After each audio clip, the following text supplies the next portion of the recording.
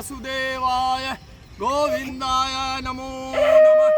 माता भूमि है ये, माता भूमि पुत्रोहम पृथिव्याम।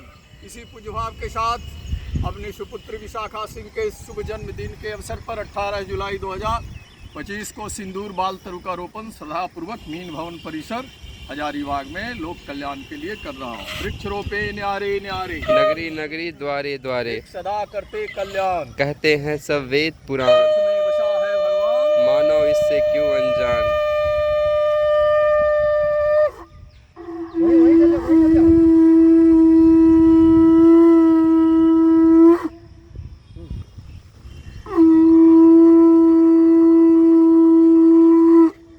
जय वृक्ष देश।